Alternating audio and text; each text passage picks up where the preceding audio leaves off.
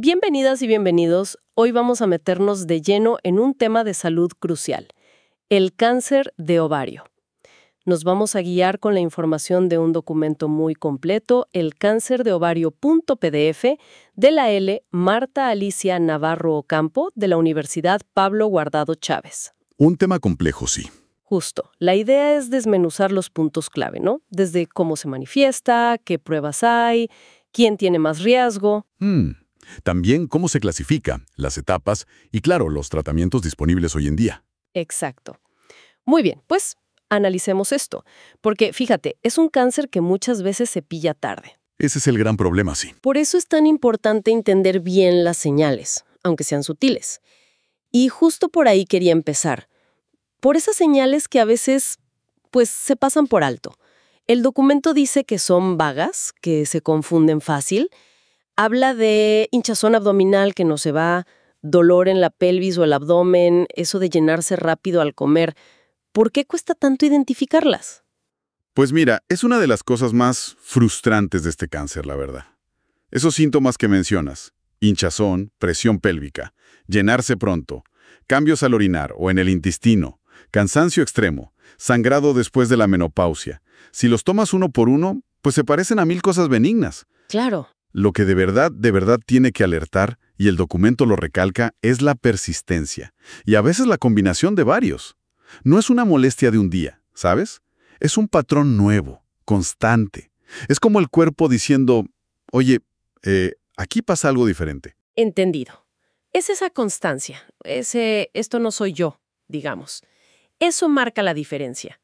Ahora, si te parece, hablemos de quién podría tener más papeletas para desarrollarlo. El documento menciona varios factores de riesgo. ¿Podríamos agruparlos un poco para verlo más claro? Claro que sí. Podemos pensar como en 3 grandes grupos, ¿vale? Primero, lo que tiene que ver con la reproducción y las hormonas. Ahí entra la edad, por ejemplo. El riesgo sube con los años, sobre todo después de la menopausia. Ajá. También el historial reproductivo.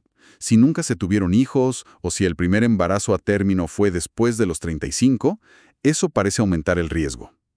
Y fíjate qué curioso, usar anticonceptivos orales, en cambio, parece que reduce el riesgo. Ah, mira. Mientras que la terapia de reemplazo hormonal, si es solo con estrógenos, podría aumentarlo.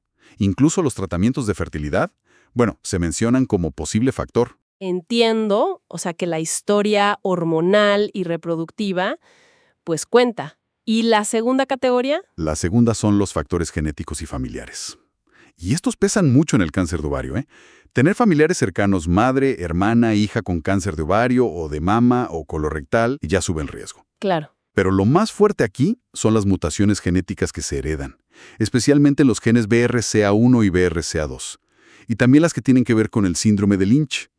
Estas mutaciones no solo aumentan el riesgo, lo disparan de forma muy significativa. Lo de los genes BRCA se oye bastante, ¿no?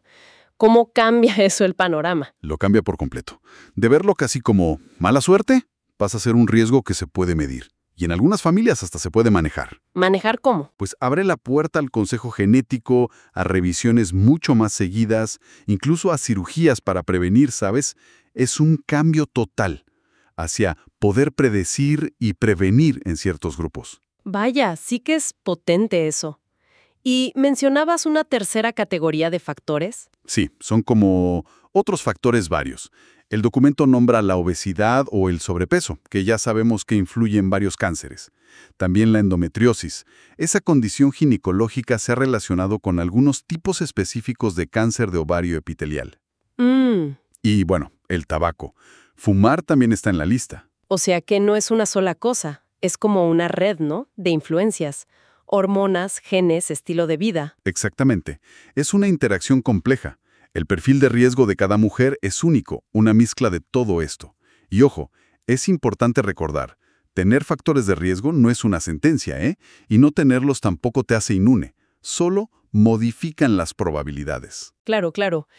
Bien, entonces, tenemos síntomas difíciles de pillar y factores de riesgo variados. ¿Cómo se llega al diagnóstico? ¿Qué herramientas se usan? Pues el proceso suele empezar por una sospecha del médico, ¿no? En la exploración física, el examen pélvico. A veces se puede palpar algo raro, una masa. Ajá. Luego, Las pruebas de imagen son clave, sobre todo la ecografía transvaginal. ¿Esa cómo funciona? Pues se usa una sonda pequeña por vía vaginal y da imágenes muy detalladas de los ovarios, el útero, las trompas. Se busca si hay bultos, quistes, sospechosos, cualquier cosa fuera de lo normal. ¿Y también se habla del análisis de sangre CA-125? El CA-125. Es interesante, pero tiene su truco. Mide una proteína que sí puede subir en el cáncer de ovario, pero también sube por un montón de cosas benignas, endometriosis, miomas, hasta con la regla. Vaya. Entonces, por sí solo, no sirve para detectar el cáncer en la población general. No es fiable para eso. Su valor aumenta si está alto, y además la ecografía muestra algo sospechoso o en mujeres que ya pasaron la menopausia. Pero definitivo, no es. Entiendo. O sea, estas pruebas como que te orientan, te hacen sospechar, pero no te dan la certeza. Si la eco muestra una masa y el CA-125 está por las nubes, ¿qué sigue? ¿Cómo se confirma el 100% que es cáncer? Me imagino que eso es vital antes de pensar en tratarlo. Vital, sí, absolutamente. La confirmación definitiva, la que no deja lugar a dudas, necesita ver las células en el microscopio. Y para eso hace falta una biopsia, sacar una muestra del tejido que parece sospechoso. ¿Y cómo se hace eso? Pues hay dos formas principales, según el documento. Una es durante una cirugía. Se quita la masa sospechosa y se analiza, a veces incluso ahí mismo, en el quirófano, o después. La otra es una biopsia guiada por imagen. Se usa una aguja fina y con ayuda de un TAC o una ecografía, para ver dónde pinchar, se saca una muestra de la masa. O también de líquido acítico, si hay. Es esa acumulación de líquido en el abdomen que a veces se ve en cánceres más avanzados. Vale, biopsia confirmada. Ya se sabe que es cáncer. El siguiente paso es saber hasta dónde ha llegado, ¿no? La famosa estadificación. Correcto. La estadificación es fundamental. Nos dice cuánto se ha extendido el cáncer por el cuerpo. Y eso es lo que guía la decisión del tratamiento y da una idea del pronóstico. ¿Y cómo se hace esa estadificación? Pues se necesitan más pruebas de imagen, más completas, como una tomografía computarizada, un TAC, o una resonancia magnética, a veces una PET-TC. Estas pruebas ayudan a hacer como un mapa, dónde está el tumor original y si se ha ido a otros sitios. El documento describe las etapas con detalle, con números romanos y letras. Pero así, a grandes rasgos, ¿cómo se agrupan para tener una idea general? Sí, mira, simplificando un poco podríamos verlo así. Etapa 1. El cáncer está solo en uno o en los dos ovarios, o en las trompas.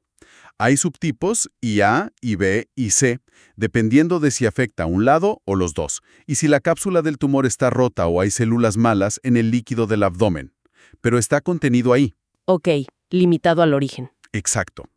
Luego, etapa 2. El cáncer ya salió de los ovarios o trompas, pero sigue dentro de la pelvis. Ha llegado a órganos cercanos como el útero, la vejiga, el recto. Sigue en la zona pélvica. Eso es. Etapa 3. Aquí ya la cosa se complica más. El cáncer ha salido de la pelvis y se ha extendido por la cavidad abdominal. Puede afectar al peritoneo, que es como el forro del abdomen, o a los ganglios linfáticos que están por detrás, los retroperitoneales. También hay subtipos, 3A, 3B, 3C, según el tamaño de esos implantes de tumor y si los ganglios están afectados. Entendido. Ya fuera de la pelvis, pero dentro del abdomen. Ujú. Y finalmente, la etapa 4. Es la más avanzada. El cáncer ya viajó lejos, fuera del abdomen. Puede haber llegado a órganos como el hígado, por dentro, no solo en la superficie, los pulmones o a ganglios linfáticos que están lejos del abdomen. Uf, gracias por la síntesis. Queda claro que saber la etapa es como tener el mapa de dónde está el enemigo. Entonces, ya con el diagnóstico y la etapa claros, ¿cuáles son las armas para combatirlo? El documento menciona varias. Pues sí, el tratamiento es un trabajo en equipo multidisciplinar y se apoya en varios pilares. La cirugía casi siempre es el primero y uno de los más importantes. El objetivo principal, sobre todo si la enfermedad ya está algo extendida, es lo que llaman citorreducción. ¿Cito qué? Citorreducción. Significa quitar la mayor cantidad posible de tumor que se vea. A ojo desnudo, digamos. Esto muchas veces implica quitar el útero, las trompas y los ovarios, y a veces, si el cáncer ha tocado otros órganos, pues también partes de ellos. Entiendo. Limpiar lo más posible. Y después de operar, Casi siempre viene la quimioterapia. Se usan fármacos para matar las células cancerosas que hayan podido quedar por ahí, o las que ya se hubieran escapado. Se puede dar por vena o a veces, en casos concretos, directamente dentro del abdomen, lo que llaman quimio intraperitoneal. Y luego está la inmunoterapia, que es más nueva en esto. Ayuda a que el propio sistema inmune del cuerpo reconozca y ataque al cáncer.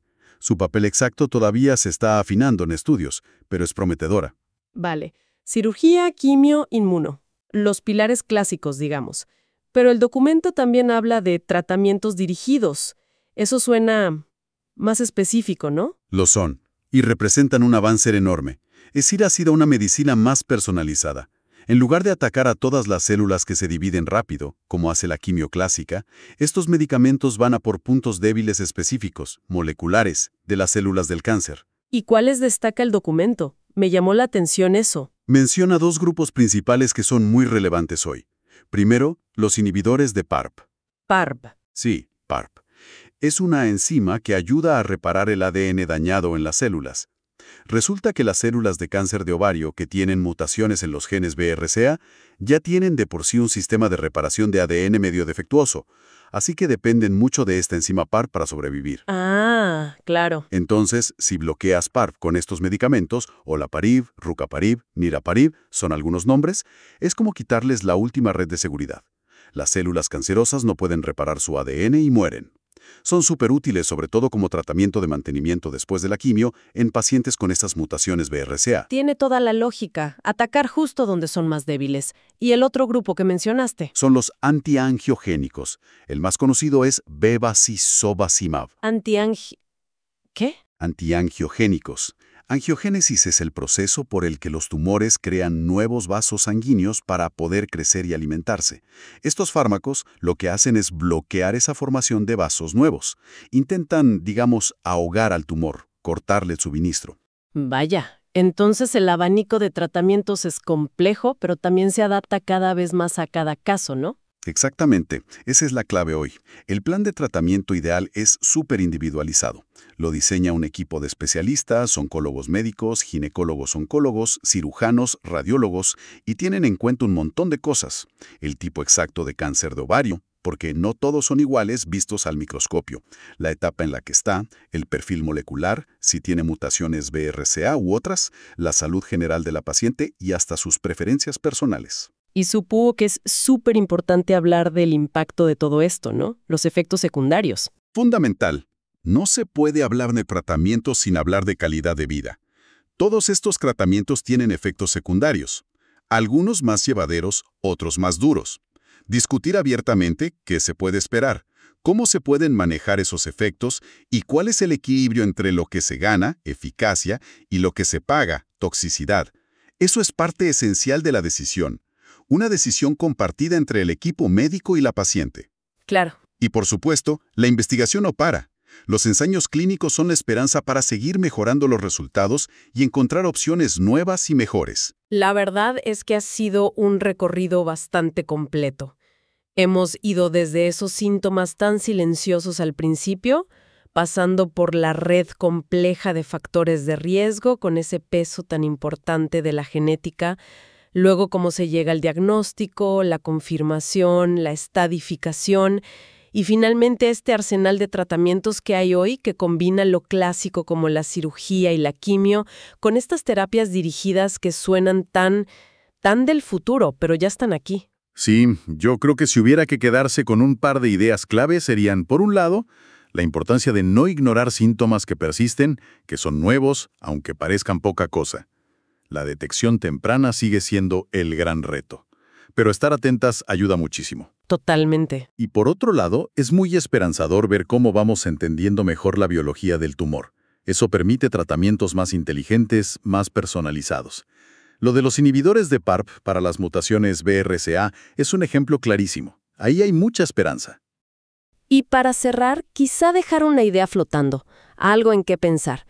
Sabiendo esta conexión tan fuerte entre mutaciones que se heredan como las de BRCA y el riesgo tan alto de cáncer de ovario, ¿cómo cambia esto la forma en que vemos la salud familiar, la prevención? Buena pregunta. ¿Qué conversaciones sobre pruebas genéticas, sobre planificación médica a largo plazo, deberíamos quizá empezar a tener? No solo pensando en una persona, sino en las generaciones que vienen. Es como una ventana al futuro de la medicina preventiva y la genética en la familia, ¿no? Sin duda. Algo para reflexionar profundamente.